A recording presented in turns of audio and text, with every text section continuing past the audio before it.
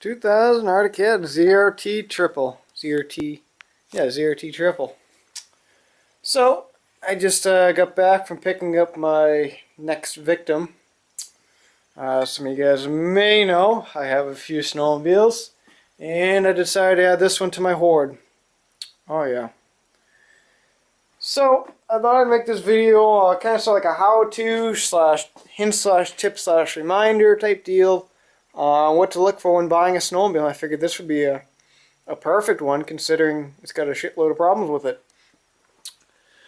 So, yeah, so I just picked this up and I picked it up for 800 bucks.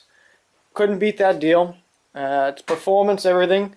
I have stock pipes and I have the performance pipes in there. It's jetted 40 over. It's possibly bored over. I'm waiting for the guy to get back to me on that part. He has to contact the original owner because pretty much the deal is with this sled.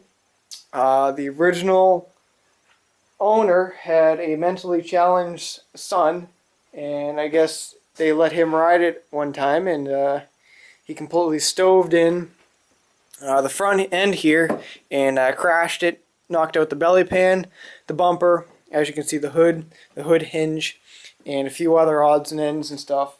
And then the guy that I bought it off of, his intentions were to fix it, but he didn't know what he was doing, so he lost quite a bit of money.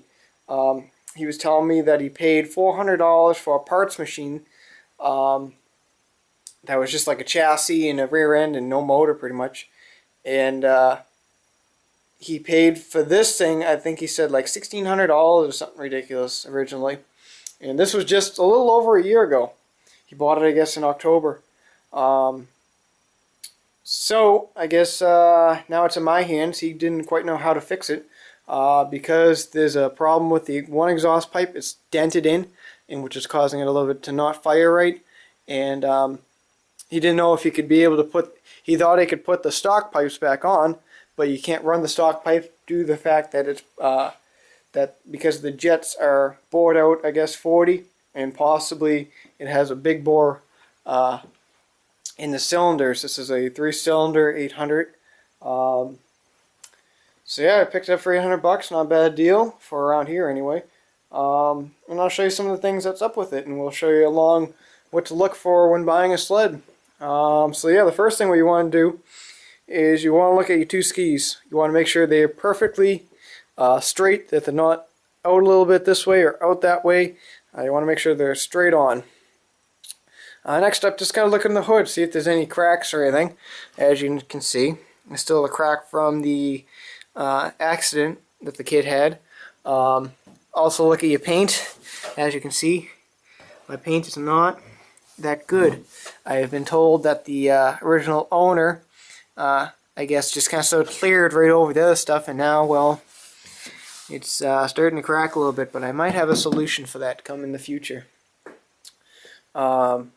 Next up we want to do is you want to inspect your windshield. Around the state of New Hampshire, you can't ride with any cracks in the windshield. No cracks in the windshield, as you can see, pretty decent. Next up what you want to do is just, you know, look underneath, look at your A-arms. If you got any bent A-arms, that's going to be a problem. Definitely going to get those changed out. As you can see, mine are pretty damn nice. My cousin PJ, he had noticed that I have one Fox float shock. I mean, not Fox float shock, it's just a Fox shock adjustable, and this one is not. So I'm probably going to get those interchanged, maybe just put a new set of Fox on it. Don't really know yet, so that'll be in the future. Next up we want to look at is your, pretty much your tunnel. Just see if it's straight or not. As you can see, mine's pretty damn straight. No dents, no nothing in it. Looks pretty good. We'll check out this side. Looks to be in pretty good shape. Next up what you want to do when you're looking at the back end here, check your bumper. See if it's ever been crashed or whatever. In this case it has. Right there. A little bit of a crack, and as you can see there's quite a big space there. Definitely been rear-ended once before. While you're back here, might as well look at the track. Got my little snap-on light here. Let's take a look at the track. see what kind of condition the track is in. Studded, 148 studs on it. As you can see, there are some problems there, but that's no big deal. I mean, if you see a lot of them, you're probably eventually going to want to replace it, but this one looks pretty good. I had it spun around. I wanted to make sure that there were no pullouts on it. Sure enough, no pullouts. This track was replaced, which is pretty sweet. This sled came from A1 Sports Center, Manchester, New Hampshire. High performance. Oh yeah. Next up, come on. Next up, what you want to do is you want to check all your bearings. Kind of sort of wiggle your bogey wheels, and if you want, loosen up your back. A little stretcher bolt here for the track, and just kind of sort of fill it around. This is already loosened up, and I've already checked them all over, and all the bearings seem pretty good. I would imagine that they did it when they replaced the track on it, along with the sliders. Next thing you want to look at is your sliders. You want to see, make sure it's not run down. Sometimes you can kind of sort of see a little run line on it. This one does. And just kind of sort of ballpark it. And usually if it's pretty thin, it's usually, if it's a ½ inch thick or less, time to replace the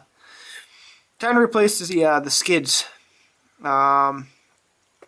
So these ones are actually a little bit bigger, about 5/8, so we'll probably get about, another 2 years out of them. Also, you want to look at your nose rail pieces. In my case, I am going to be changing those out. They're pretty worn. So that's going to have to be changed out, definitely. Actually, if you want to look at your rear suspension, make sure nothing else is bent in there. As you can see, nothing's bent in my area. Same deal with the shock. Sometimes you can adjust these. Where's the adjuster on this one? Right here. You can adjust them to more tensions and stuff like that. This right now is on this low tension, so it's more softer. You just pretty much stick a pry bar in there and just turn it up and it'll come up. But as you can see, the suspension's not too bad. Returns right up, no problems. That's awesome. Next up, just kind of sort of go underneath here. Look at what you got for damage underneath here. Any things in your tunnel like what I got. Definitely hit something there. Luckily, if you look right where your heat exchanger is, which this is, it did not hit it, so I got very lucky by the previous owner. I'm probably going to be changing, probably putting a little plate or something in there so that we know snow and shit gets up in there into the steering column area. So that's going to have to be changed out. Probably have to figure something out there, maybe just put a new skid plate on it. They're pretty cheap. But luckily my heat exchanger is safe. Also, you want to look at your exhaust system. Exhaust looks pretty good. No really problems there. This has a D&D silencer in it, so this is a little bit different setup. And guys, this goes for all snowmobiles. Polaris, Yamaha, Ski-Doo. Pretty much it's all the same deal. Just go look at them. Me, I'm an RIOT fan. Next up, also when you're underneath, look at your radiator coolers. Your little radiator piece right here. Make sure there's no holes, no dents or anything there. As you can see, mine looks pretty good. Could use a little bit of a paint job, but other than that, it looks pretty good. Next up, your seat. Obviously, I got the redneck job right here, all duct taped together. So I'm eventually going to need a new seat, which isn't really a big deal. So, yeah. Then you get your little dash column.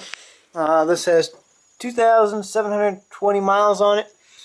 It is not too bad, actually, considering my 700, my ZR700 just has a little over 3,000. Might be 4,000. Don't really remember. So yeah, I just want to check into that.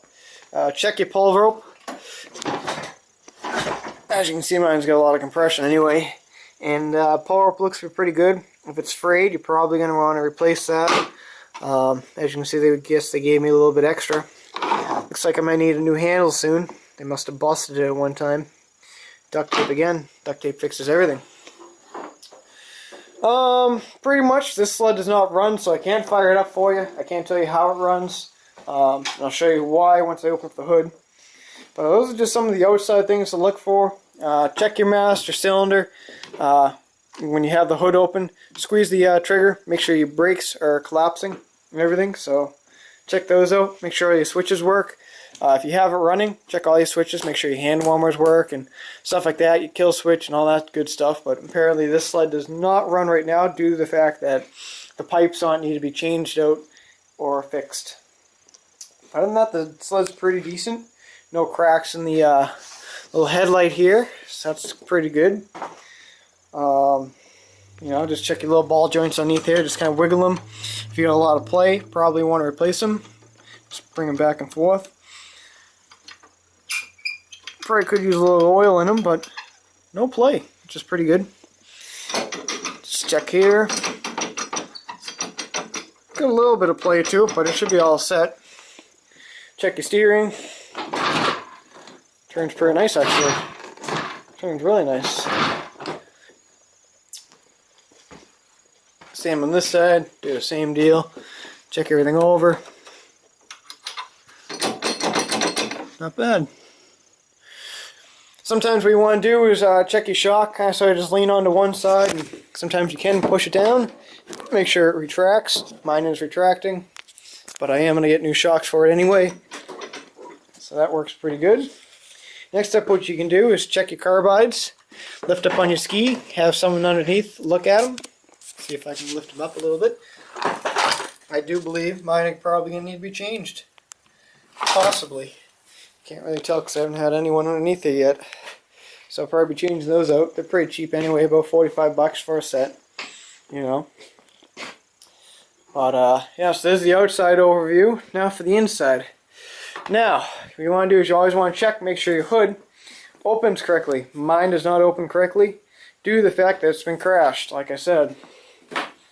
So let's open the hood up a little bit. I'm going to set you guys down right here. And I'll open up the hood.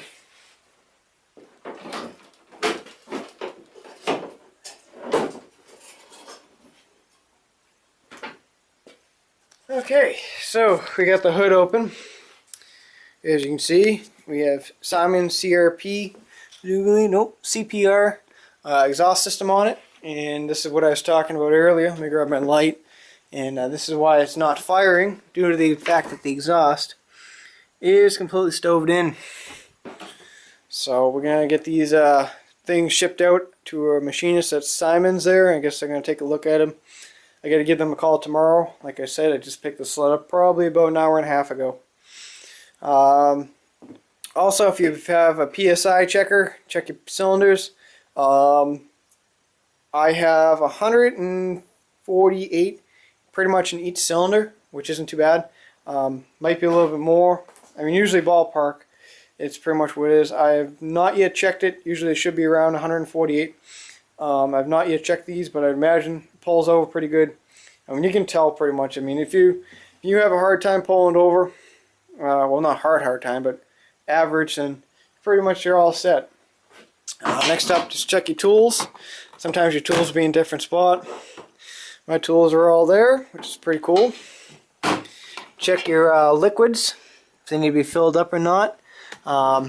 Also, you can check how well the owner was by checking the oil. As you can see, they ran the good stuff, the synthetic. So, that's awesome. Looks like my antifreeze is just a little bit low. No big deal, we can fill that up. I got a big jug of it sitting right over there, the ATAC stuff. Oh yeah. Check your fuel shutoff, see if it works. Fuel shutoff works. Check your throttle. Can always do that. Boom, boom, boom. Stuff like that. But there's going to be quite a bit of work done in this sled, so I just wanted to go over some stuff that is up with it. Also check your belts. Make sure you have a spare belt, as you can see I do. And check the belt that's on it right now. Belt looks to be brand new. And it also has a D&D clutch kit on it. D&D clutch. Carburetor. Looks like it's been tearing apart. If this piece right here is black, that means it's got an original ATAC system on it. For reeds, this actually has a V-Force reed system on it because it is brass. So that's awesome. But you can also check your choke cable, make sure it's good. Yep, we're choking just fine. Check them all, as you can see. slowly moving. So that pretty much sums up just some of the stuff you should look for when buying a sled. And if mine ran, I would show you how it ran, but I have not yet tested it yet.